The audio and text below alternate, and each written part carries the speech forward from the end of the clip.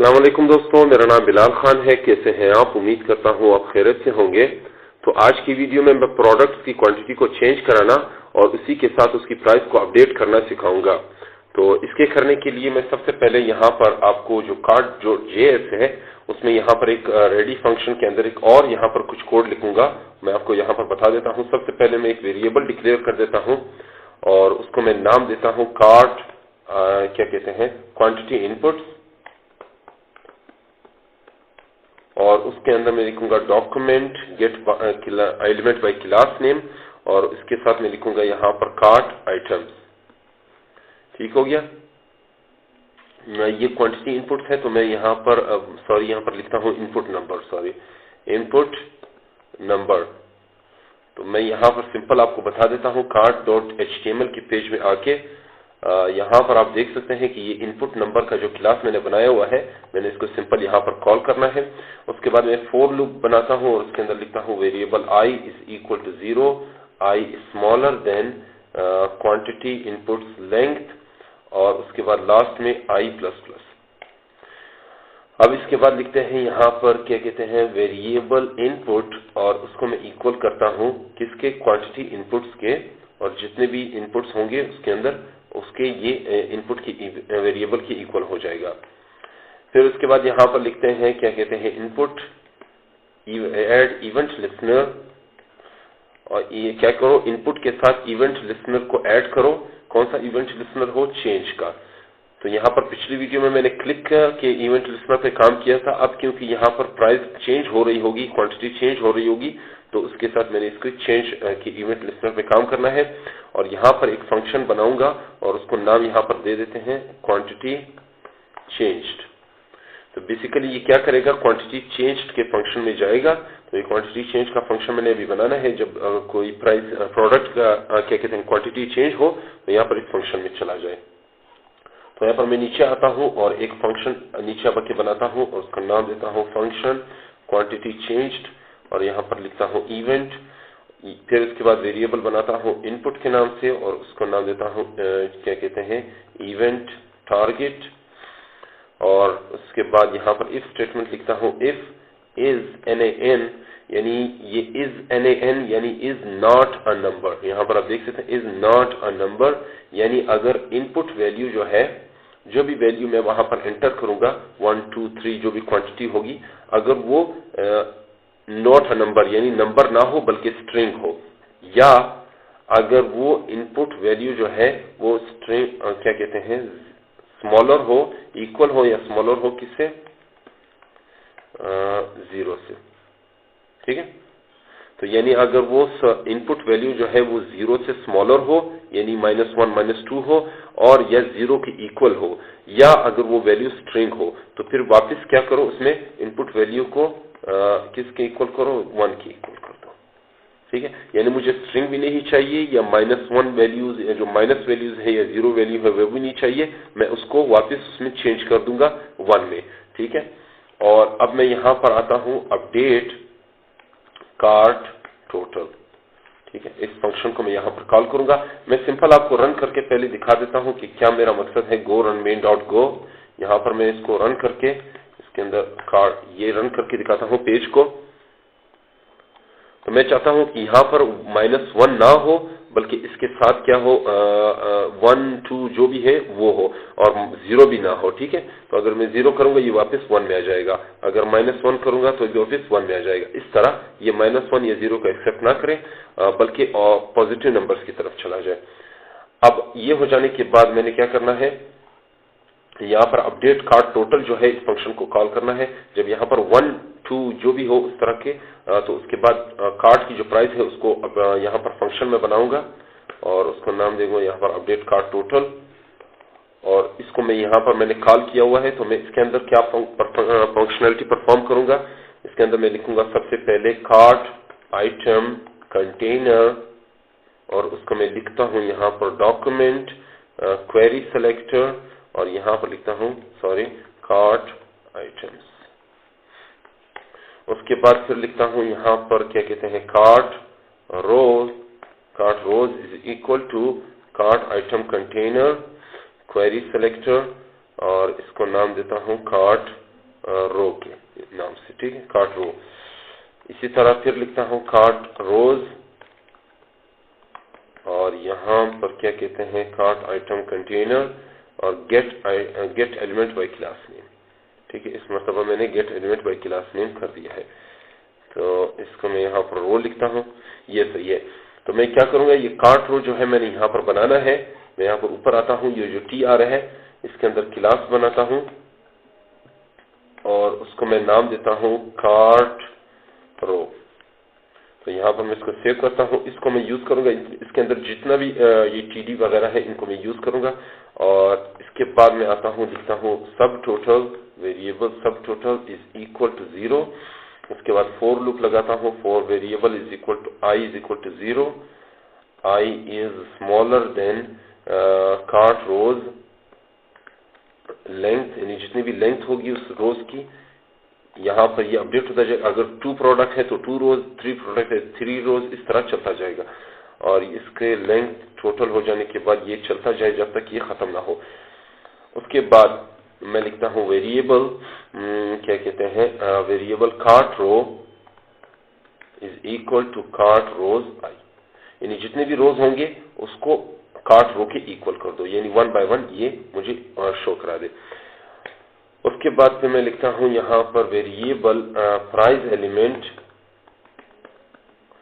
Element is equal to, यहाँ पर लिखो कार्ट रो, और उसको मैं यहाँ पर क्या करता हूँ क्वेरी सेलेक्टर, और क्वेरी सेलेक्टर के अंदर के लिखो प्राइस। तो यहाँ पर जो है आपको मैं दिखा देता हूँ, ये जो क्लास प्राइस है ये वाला, तो इसको मैं सेलेक्ट करूंगा जो भी प्राइस होगी। उसके बाद मैं इसी तरह का एक और वेरिएबल बनाता हूँ क्वांटिटी एलिमेंट, ठीक है, और उसको मैं लिखता हूँ कार्ट रो, और यहाँ पर भी क्वेरी सिलेक्टर, फिर उसके बाद यहाँ पर लिखूंगा इनपुट नंबर,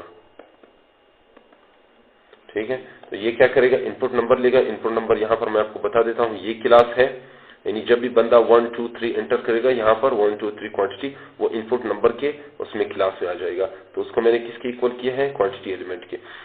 अब इसके बाद मैं एक और वेरिएबल बनाता हूँ और उसका नाम देता हूँ प्राइस, और उसके बाद यहाँ पर लिखते हैं प्राइस एलिमेंट, और प्राइस एलिमेंट के बाद यहाँ पर लिखते हैं इनर टेक्स्ट, यानी जो भी उसका टेक्स्ट होगा, और उसके बाद रिप्लेस कर दो किसको, $साइन को, और उसके साथ जो स्ट्रिंग होगा यानी .00 जो भी स्ट्रिंग होंगे उसको रिप्लेस कर दो, और बाकी जो रह जाते हैं वो क्या रह जाता है, मिसाल जो प्राइस रह जाती है यहाँ पर, ये देखें $साइन रिप्लेस कर देंगे।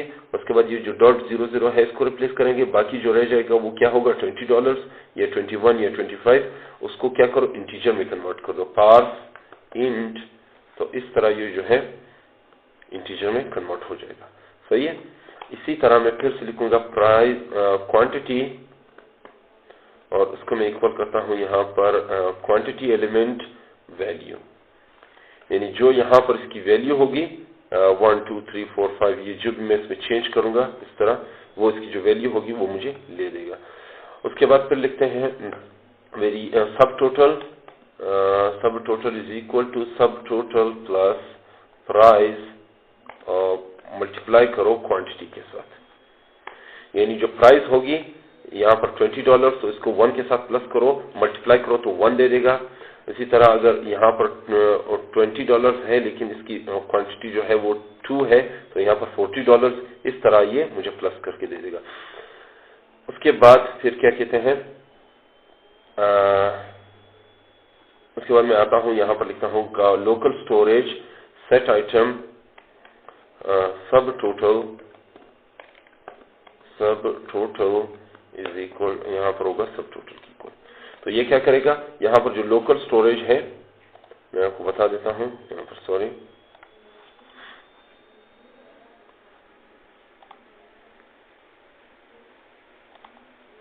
तो यहाँ पर ये जो लोकल स्टोरेज आप देख रहे हैं मैं इसको फिलहाल रिमूव कर दूंगा, तो इसको ये वैल्यूज यहाँ पर आ जाएंगी। मैं फिलहाल इसको डिलीट कर देता हूँ, तो इसके बाद मैं आपको फिर शो करा दूंगा। तो इसके बाद मैं क्या करूंगा, यहाँ पर आते हैं डॉक्यूमेंट, और डॉक्यूमेंट में मैं लिखूंगा यहाँ पर क्या कहते हैं क्वेरी सिलेक्टर के अंदर मैं लिखूंगा टोटल, सब टोटल और subtotal inner text is equal to यहाँ पर डॉलर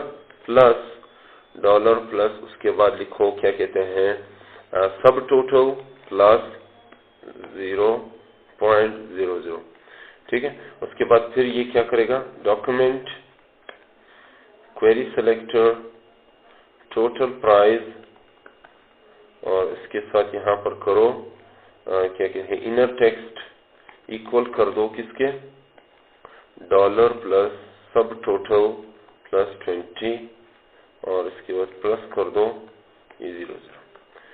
तो ये क्या करेगा, यहाँ पर जो डेटा होगा, मैं इसको रिमूव कर देता हूँ यहाँ से, यहाँ पर जो डेटा होगा सब टोटल ये ले लेगा। उसके बाद जो क्या कहते हैं शिपिंग वगैरह होगी वो $20 होगी, और टोटल प्राइस जो आएगी वो यहाँ पर आ जाएगी। इस तरह मैं ये जो सब टोटल और टोटल प्राइस की जो क्लास है मैं इसको यहाँ पर लिख देता हूँ बना के। नीचे आया और यहाँ पर आप देख सकते हैं कि ये जो 33 था, ये जो भी प्राइस है स्टैटिक प्राइस, उसको मैं चेंज करता हूँ रिमूव करके। उसके बाद यहाँ पर लिखता हूँ सब टोटल, और यहाँ पर जो शिपिंग है इसको रिमूव कर देते हैं, फिर सेव को। उसके बाद ये फ्री को भी निकाल, यहाँ पर लिखता हूँ $20 इधर लिखते हैं, ये शिपिंग चार्जेस होंगे। और इसके बाद यहाँ पर इसको छोड़ देते हैं, इसको ऐसे ही रहने देता हूँ। और जबकि यहाँ पर जो टोटल प्राइस है वो क्या होगी, यहाँ पर क्लास लिख देता हूँ टोटल प्राइस, ठीक है। तो ये सब टोटल हो गया, उसमें $20 प्लस हो गए, उसके बाद टोटल प्राइस आ गई, ठीक है। मैंने यहाँ पर इसको प्लस कर दिया है सब टोटल के साथ $20। तो ये जो है आप देखते हैं इसको रन करके, go run main.gov, start server हो गया है। अब इसके बाद इस पर रिफ्रेश करते हैं। यहाँ पर मैं आता हूँ, इसकी क्वांटिटी को चेंज करते हैं। यहाँ पर कुछ एरर आ रहा है, देखिए यहाँ पर कुछ अपडेट नहीं हो रहा। मैं यहाँ पर आता हूँ, एक और टैब खोलता हूँ, इसको यहाँ से क्लोज करके फिर से कार्ट,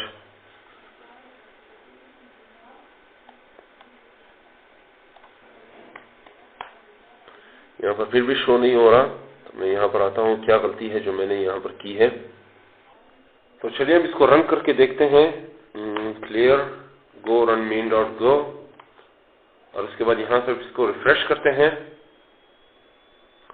और यहाँ पर अगर मैं प्राइस को चेंज करूं तो यहाँ पर आप देख सकते हैं कि ये कुछ आ गया है। तो कुछ खास चीजें नहीं थी, सिर्फ मैंने यहाँ पर इस फाइल को सेव नहीं किया था, तो इस वजह से ये प्रॉब्लम दे रहा था, इस वजह से। तो बाकी जो है इसमें चेंजेस वो बिल्कुल सही है कोड। अब अगर मैं इसको यहाँ से फिर से चेंज करता हूँ, 2 लिख देते हैं, तो यहाँ पर आप देख सकते हैं। तो आप खुद ही भी इसको कैलकुलेट कर देते हैं। तो ये इसको 2 मरतबा इसको मल्टीप्लाई करें, फिर इसको 2 मल्टीप्लाई करें, फिर इसको 1 मरतबा इसके साथ प्लस कर दें, तब ये जाके 107 आ जाएगा। फिर $20 में प्लस करके ये 127 आ जाएगा। तो ये जो है मेरा काम कर गया है। अब मैंने क्या करना है, इसको गिट में ऐड कर देना है। मैं यहाँ पर इसको थोड़ा ऊपर करता हूँ और यहाँ पर लिखता हूँ गिट स्टेटस, और इसके बाद यहाँ पर मॉडिफिकेशन को लिखता हूँ गिट कमिट AM, और इसमें लिखता हूँ modification in the cart.html for subtotal, ठीक है, ये सही। उसके बाद यहाँ पर गिट स्टेटस, ये जो है मेरा क्या कहते हैं गिट जो ट्री है वो क्लीन हो चुकी है। तो ये यहाँ तक आज के लिए इतना ही है। इंशाल्लाह आइंदा आने वाली वीडियो में मैं इस प्रोजेक्ट में मजीद काम करूंगा। अगर आपको ये कोड समझने में कुछ प्रॉब्लम हो तो मुझसे पूछ लीजिएगा, इंशाल्लाह मैं इसका जवाब दे दूंगा। तब तक के लिए मुझे इजाजत दीजिए और अपनी दुआओं में मुझे जरूर याद रखिए। जी तो दोस्तों, उम्मीद करता हूँ आपको ये वीडियो बहुत अच्छी लगी होगी। अगर ये वीडियो आपको पसंद आए तो मेरी इस वीडियो को लाइक करें और अपने दोस्तों के साथ शेयर करें, और मजीद इस तरह की वीडियोस हासिल करने के लिए मेरे चैनल को जरूर सब्सक्राइब करें। तब तक के लिए मुझे इजाजत दीजिए। अल्लाह हाफिज।